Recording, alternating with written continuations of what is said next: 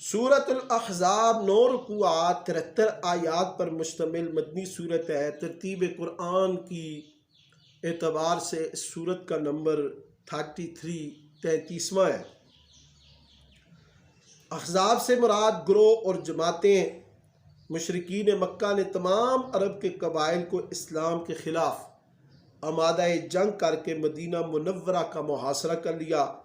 حضور صلی اللہ علیہ وسلم نے مسلمانوں کی مشاورت سے اپنے دفاع کے لیے خندق کھودی۔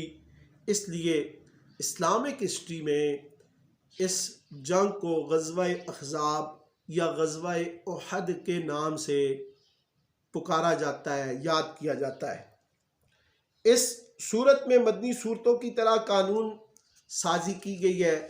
نبی کریم صلی اللہ علیہ وسلم، آپ کی ازواج، آپ کی اہل بیت کے آداب، حقوق، مدارج اور نبی کریم صلی اللہ علیہ وسلم کی ختم نبوت اور درود و سلام آپ پر پڑھنے کا ذکر بھی اس صورت میں آیا ہے۔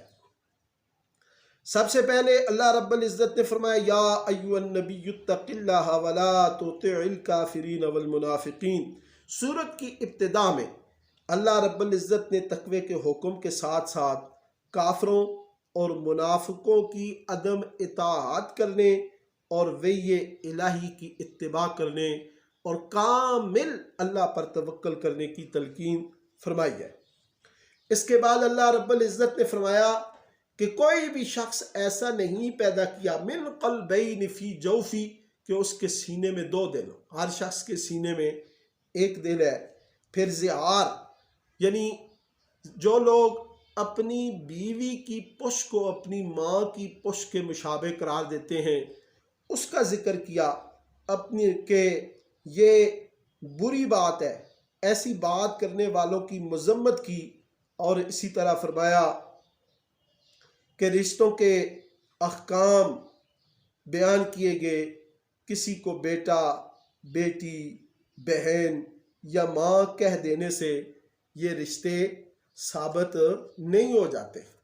یعنی اگر کوئی سگی ماں نہیں ہے، سگا بیٹا نہیں ہے، تو کہہ دینے سے وہ حقیقی طور پر رشتے ثابت نہیں ہو جاتے۔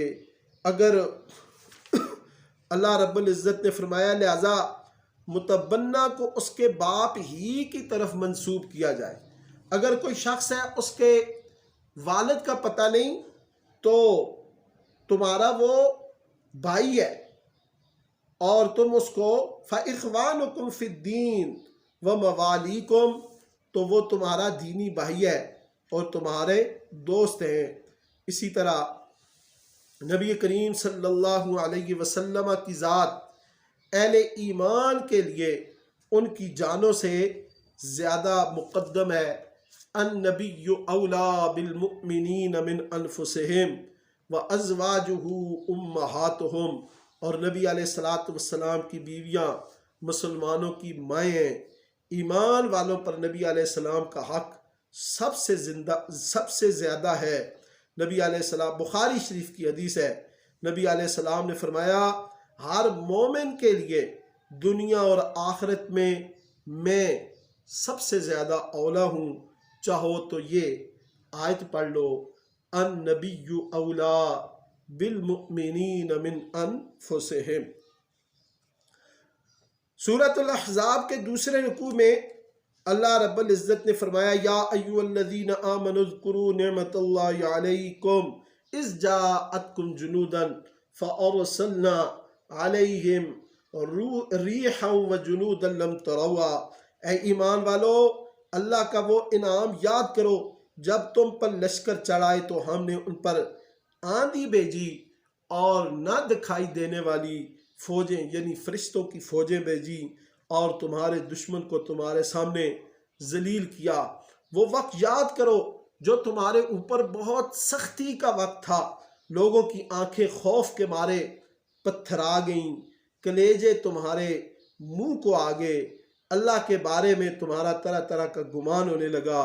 اسی طرح اس غزوے میں مسلمانوں کی خوب آزمائش ہوئی۔ پھر منافقین کا بھیانک کردار اس کو بھی ذکر کیا کہ منافق کہتے تھے خدا اور رسول نے ہم کو فتح کا یقین دلا کر ہم سے فریب کیا ہے۔ ان کا ایک گروہ کہتا تھا مدینہ واپس چلو، خندق پر کافروں سے مقابلے کی کوئی صورت ہی نہیں ہے، وہ طاقت میں زیادہ، سامان حرب میں زیادہ، افرادی قوت میں زیادہ، اس لیے منافقین بھاگنے پر تیار تھے اور یہ طرح طرح کے بہانوں سے اجازت لے کر بھاگ رہے تھے۔ اللہ رب العزت نے فرمایا یہ منافقین جنگ کا نام سن کر ان پر غشی کے دورے پڑنے لگتے ہیں، مگر جب ختم ہوتی ہے تو مال غنیمت حاصل کرنے کے لیے ان کی زبانیں کینچی کی طرح چلتی ہیں۔ پھر تیسرے رکوع میں اللہ رب العزت نے فرمایا لَقَدْ كَانَ لَكُمْ فِي رَسُولِ اللَّهِ أُسْوَةٌ حَسَنَةٌ، تمہارے لیے رسول صلی اللہ علیہ وسلم کی ذات میں بہترین نمونہ موجود ہے۔ نبی علیہ الصلوۃ والسلام کی ذات، آپ کی سنتیں، آپ کا طریقہ تمام امت کے لیے ایک بہترین نمونہ ہے اور یہی کامیابی اور نجات کا ذریعہ ہے۔ پھر اگلے رکوع میں اللہ رب العزت نے ازواج نبی صلی اللہ علیہ وسلم کو احکام دیے، یا ایھا النبی قل لازواجک ان کنتن تردن الحیات الدنیا۔ ان آیات کو آیات تخییر بھی کہتے ہیں۔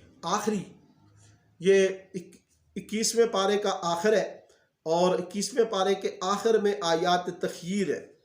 ان میں ازواج مطہرات کے سالانہ نفقہ میں اضافے کے مطالبے پر انہیں مطالبے سے دستبردار ہو کر حرم نبوی میں رہنے یا علیحدگی اختیار کرنے کا حکم دیا گیا، جس پر تمام امہات المؤمنین نے بارگاہ نبوی میں رہنے کو ترجیح دی اور کسی بھی قسم کے مالی مطالبے سے دستبرداری کا اظہار کیا، جس پر اللہ نے ان مخلص خواتین، مومنوں کی مائیں، امہات المؤمنین، ازواج النبی صلی اللہ علیہ وسلم کے لیے اجر عظیم کا وعدہ کیا ہے۔ 22ویں پارے کے شروع میں اللہ رب العزت نے ازواج مطہرات اور تمام مومنات کو حکم دیے، اسی طرح اہل بیت کی طہارت کا ذکر کیا، ازواج مطہرات کے اعمال صالحہ پر دور اجر اور رزق کریم کی نوید سنائی، امہات المؤمنین کے توسط سے تمام خواتین مومنات کو پیغام دیا کہ کسی نامحرم سے گفتگو کی ضرورت پیش آئے تو کھردرے پن، سخت لہجے کا مظاہرہ کریں، نرم گفتاری کا معاملہ نہ کریں، ورنہ اخلاقی پستی کے مریض اپنے ناپاک خیالات کو پورا کرنے کی امید کر لیتے ہیں، اور گھروں میں ٹھہری رہو۔ وَقَرْنَ فِي بُيُوتِكُنَّ، اور سابقہ جاہلیت کے طور طریقوں کے مطابق بے پردگی نہ کرو۔ اے میرے نبی کے گھر والوں، اللہ تم سے گندگی کا میل کچیل دور کرنا اور خوب پاک کر دینا چاہتا ہے۔ انما یرید اللہ لیذہب عنکم الرجس اہل البیت ویطہرکم تطہیرا۔ اگلے رکوع میں اللہ رب العزت نے مرد و زن میں برابری کی صفات محمودہ کا ذکر کیا، ایک صیغہ مرد کا، دوسرا عورت کا۔ ان المسلمین والمسلمات والمؤمنین والمؤمنات والقانتین والقانتات والصادقین والصادقات، اسی طرح۔ پھر نبی علیہ الصلوۃ والسلام کے متبنہ جو منہ بولا بیٹے تھے حضرت زید، ان کا ذکر ہے۔ یہ واحد صحابی ہیں جن کا نام اللہ نے قرآن میں لیا۔ فلما قضى زید منها وطرا زوجناکها، کہ نبی علیہ الصلوۃ والسلام سے پہلے زمانہ جاہلیت میں منہ بولے بیٹے کو صلبی بیٹے کی طرح سمجھا جاتا تھا، لیکن اسلام نے اس فلسفے کو ختم کیا کہ منہ بولا بیٹا وہ صلبی بیٹے کے حکم میں نہیں ہے۔ نبی علیہ الصلوۃ والسلام کے متبنہ حضرت زید کے طلاق دینے کے بعد ان کی متعلقہ سے اللہ تعالیٰ نے آپ صلی اللہ علیہ وسلم کا نکاح کر کے یہ مسئلہ حل کر دیا کہ متبنہ یہ صلبی بیٹے کے حکم میں نہیں ہے، متبنہ منہ بولے بیٹے کی بیوی متعلقہ بیوی سے عدت کے بعد نکاح کرنا جائز ہے۔ پھر نبی علیہ الصلوۃ والسلام کے خاتم النبیین ہونے کا اللہ نے ذکر کیا، ما کان محمد ابا احد من رجالکم ولکن رسول اللہ وخاتم النبیین۔ نبی علیہ الصلوۃ والسلام محمد صلی اللہ علیہ وسلم سارے نبیوں کے آخر میں تشریف لانے والے ہیں اور خاتم النبیین ہے، کسی مرد کے بعد نہیں ہے۔ آپ کے بعد جو بھی نبوت کا دعویٰ کرے وہ کاذب ہے، وہ کذاب ہے، جھوٹا ہے، لعنتی ہے۔ پھر اگلے رکوع میں اللہ رب العزت نے اپنا ذکر کثرت سے کرنے کا حکم دیا، یا ایھا الذین آمنوا اذکروا اللہ ذکرا کثیرا وسبحوہ بکرۃ واصیلا۔ اے ایمان والو، اللہ کا ذکر کثرت سے کرو، صبح و شام کرو، تسبیح، تحلیل، تحمید، ثنا کرو۔ پھر نبی علیہ الصلوۃ والسلام کی امتیازی خصوصیات کا ذکر کیا۔ اللہ نے فرمایا، اے نبی، ہم نے آپ کو گواہ، بشارت دینے والا، ڈرانے والا، اللہ کی طرف دعوت دینے والا اور روشن چراغ بنا کر بھیجا ہے۔ پھر ایک ایسی عورت کا حکم جس کا نکاح ہو گیا لیکن رخصتی نہیں ہوئی، اسے طلاق ہو گئی، ایسی عورت کے متعلق بتایا کہ اس کی کوئی عدت نہیں ہے۔ اگر مہر مقرر نہیں ہوا تو پھر کچھ دے کر اسے اچھے انداز میں رخصت کر دیں، لیکن اگر مہر مقرر ہو گیا ہے تو پھر اسے نصف مہر دینا پڑے گا۔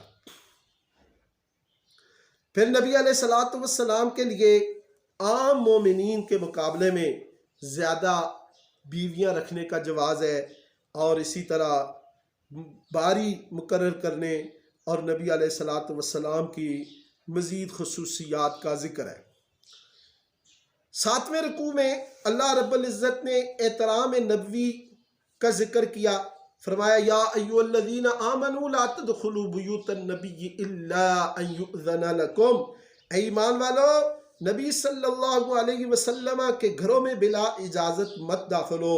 کھانے کی دعوت ملے، آؤ، کھانا کھاؤ، چلے جاؤ، اپنے میں وہاں میٹنگ یا وہاں باتوں میں مصروف نہ ہو جاؤ، اس سے نبی علیہ السلام کو تکلیف ہوتی ہے۔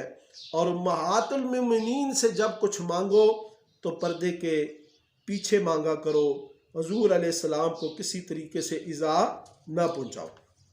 پھر اللہ رب العزت نے فرمایا، ان اللہ وملائکتہ یصلون علی النبی یا ایھا الذین آمنوا صلوا علیہ وسلموا تسلیما۔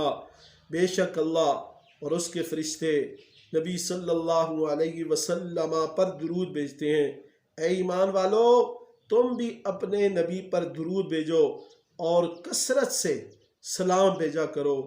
اللہ اور اس کے رسول کو ستانے والوں پر دنیا اور آخرت میں لعنت ہے۔ ان الذین یؤذون اللہ ورسولہ لعنہم اللہ فی الدنیا والآخرہ وأعد لهم عذابا مہینا۔ اور وہ لوگ جو مومن مردوں، مومن عورتوں کو بلا وجہ ستانے والے ہیں، وہ بہت بڑا گناہ اپنے اوپر لیتے ہیں۔ پھر 8ویں رکوع میں اللہ رب العزت نے مزید عورتوں کو پردے کا حکم دیا، یا ایھا النبی قل لازواجک وبناتک ونساء المؤمنین یدنین علیہن من جلابیبہن۔ اے نبی صلی اللہ علیہ وسلم، آپ اپنی بیویوں کو، اپنی بیٹیوں کو اور مومنوں کی عورتوں کو یہ حکم دے دیں کہ وہ پردے کا خیال رکھیں، یعنی ایسی چادر اوڑھیں جس سے کامل ستر حاصل ہو جائے اور मुनाफिकीन और फासिकीन जिनके दिलों में अदावत मुस्तफ़ा का रोग है और मदीने में वो झूठी अफवाहें डिस इन्फॉर्मेशन फैलाने वाले हैं उनको ख़बरदार किया गया कि अगर वो अपनी हरकतों से बाज ना आए तो उन्हें मदीने में नहीं रहने दिया जाएगा। और ये लोग जो ऐसा करते हैं ये लानती हैं, जहाँ भी पाए जाएं इन्हें चुन चुन कर कत्ल किया जाए। उखिजू ऐनमा सुकिफू उखिजू व कुत्तिलू तकतीला। और फिर अल्लाह रब्बुल इज़्ज़त ने फरमाया कि क़यामत के दिन इनके लीडर एक दूसरे के ख़िलाफ़ सुल्तानी गवाह बनेंगे। और आखिरी रुकू में अल्लाह रब्बुल इज़्ज़त ने फरमाया या अय्युहल्लज़ीना आमनुत्तकुल्लाह वक़ूलू क़ौलन सदीदा। ऐ ईमान वालो अल्लाह से डरो और सीधी बात करो, अल्लाह और उसके रसूल की इताअत करो, इसी से मग़फ़िरत और अज़ीम कामयाबी मिलेगी।